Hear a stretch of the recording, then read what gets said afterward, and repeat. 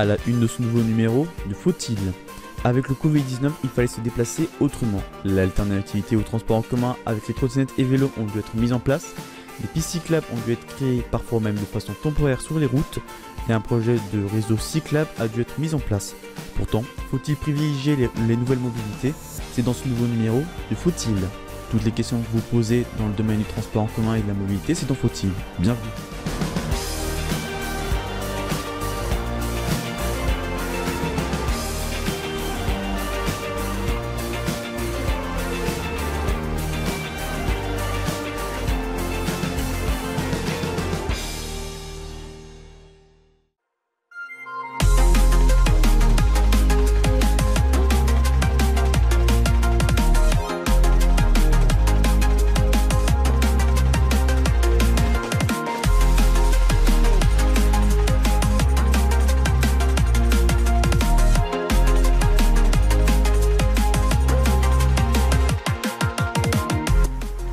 Bienvenue dans Faut-il, l'émission se pose une question dans le domaine du transport en commun et de la mobilité sur Faut-il Info TV. J'espère que vous allez bien, ravi de vous retrouver dans ce nouveau numéro. Ce mois-ci, on va parler d'un mode de mobilité.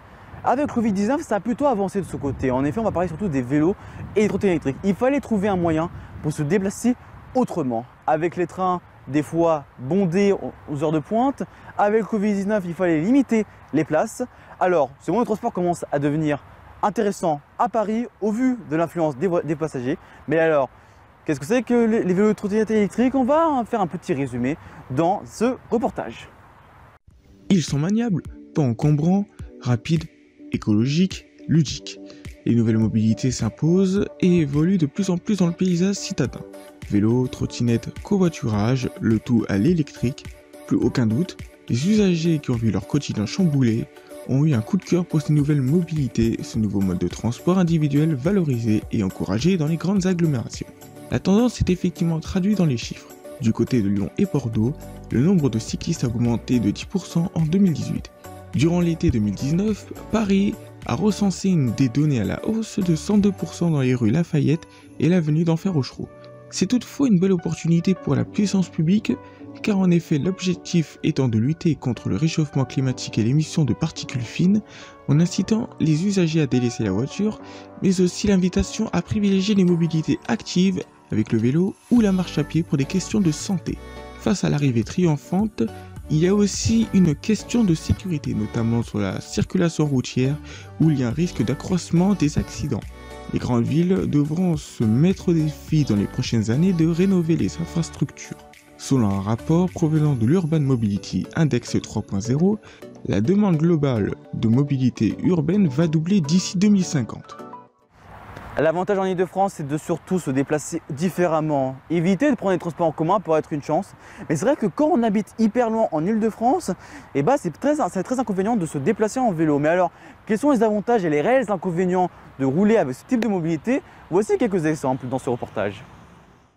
Ces nouvelles mobilités représentent tant une alternative au train ou au bus tout en reliant facilement un point A au point B. Mais saviez-vous que ceci n'est pas sans risque? Voici une petite liste d'avantages et inconvénients que je vais vous dresser. En avantage, pour l'usager, cette utilisation est avantagée par un gain financier, car en effet l'achat d'une trottinette, un vélo ou un overboard est un investissement peu coûteux et n'a pas besoin de carburant, taxes et assurances, ainsi que des frais d'entretien peu élevés. Cela représente aussi un gain de temps considérable. Ces moyens de transport évitent d'être bloqués dans les embouteillages et ainsi contourner les zones fréquentées. Elle agit également sur la santé car cela favorise l'activité sportive. Elle contribue à l'environnement en permettant de désengorger les routes et transports habituels et améliore l'indice de pollution en réduisant les rejets des gaz à effet de serre. En contrepartie, ces atouts font place à l'inconvénient qui est souvent synonyme d'accident. Effectivement, la timide apparition des pistes adaptées pour les cyclistes et trottinettes les oblige à s'intégrer à la circulation routière, quitte à se retrouver dans des postures dangereuses. Le nombre de morts a augmenté en 2019 avec 184 cyclistes tués, c'est 9 de plus qu'en 2018. Côté trottinette, on recense 11 décès. Cependant, l'OCDE démontre que plus l'usage du vélo est répandu et les infrastructures développées, moins on enregistre d'accidents mortels. On peut constater par exemple aux Pays-Bas, qui cumulent la plus grande distance parcourue en vélo en kilomètres, que le nombre de morts est très faible. En France, près de 17 000 km de pistes cyclables ont été créées. L'objectif est d'atteindre près de 25 000 km de voies d'ici 2030, un nombre qui pourrait bien augmenter avec la possible pérennisation des coronapistes faites en urgence durant la crise de pandémie Covid-19. Alors tout de suite, on va retrouver tout de suite Waota qui va nous expliquer qu'est-ce que c'est que le vélopolitain. Alors déjà Waota, bonjour Waota, la première question que je vais te poser c'est déjà qu'est-ce que c'est que le vélopolitain? Bonjour Théo, effectivement le vélopolitain tire sa référence au métropolitain, le réseau étant constitué de 15 lignes de vélos réparties sur 170 km de long, reliant Paris à la Petite Couronne. Pour l'instant, seule une ligne a été inaugurée, il s'agit bien sûr de la ligne V1 reliant la Défense à Vincennes.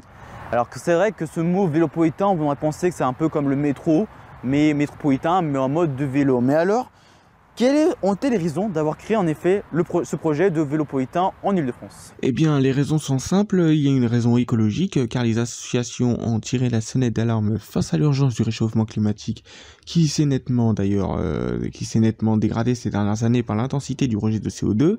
Ensuite, il y a une raison sociale, car en effet, des études ont démontré que le vélo pouvait avoir des effets positifs dans la lutte contre le surpoids.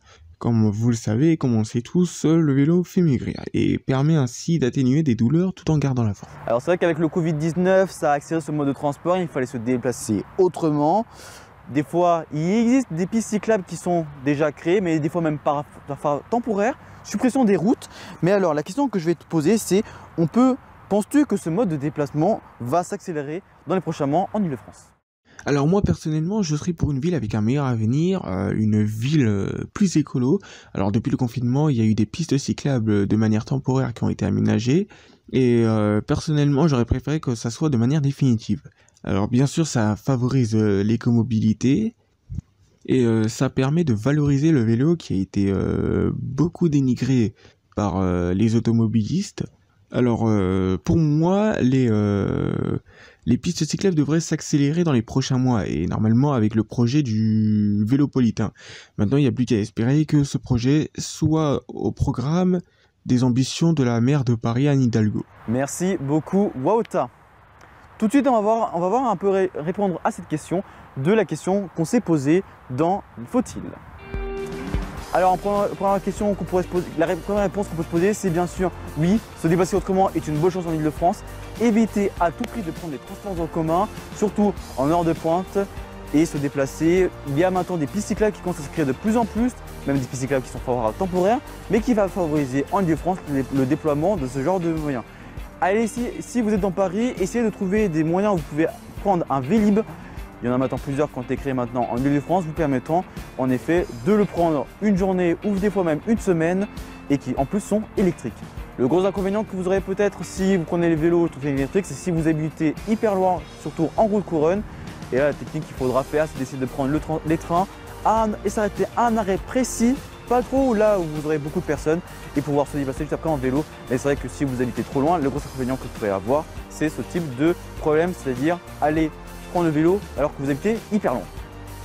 Mon avis sur la question, en effet, il faut vraiment développer ce moyen. Les trottinettes électriques et les vélos, c'est l'avenir. Il ne faudra pas tout le temps se concentrer sur les transports en commun. Au niveau sur ton Ile-de-France, parfois les lignes sont des fois bondées. Alors maintenant, va-t-on voir beaucoup de pistes cyclables qui vont se créer? Est-ce que le vélopolitain va être tenu? On verra ça dans les prochains épisodes de Faut-il. On pourra peut-être même se poser dans les prochaines questions.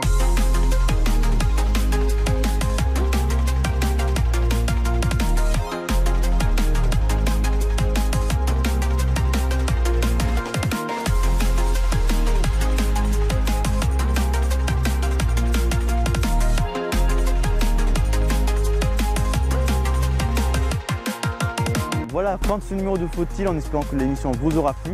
N'oubliez pas que l'info est à continuer sur notre compte Instagram de InfoScience et InfoTV, un groupe InfoTV pour le Twitter et Instagram chez InfoTV, et ITCF_national, ITCF_ Paris Ile-de-France ou InfoTFrance_ Paris Ile-de-France pour nos comptes Instagram et Twitter chez le groupe InfoTFrance. Nous, on se retrouvera le mois prochain pour un nouveau numéro et une nouvelle question sur Faut-il. C'est apportez-vous bien et c'est restez curieux. Ciao.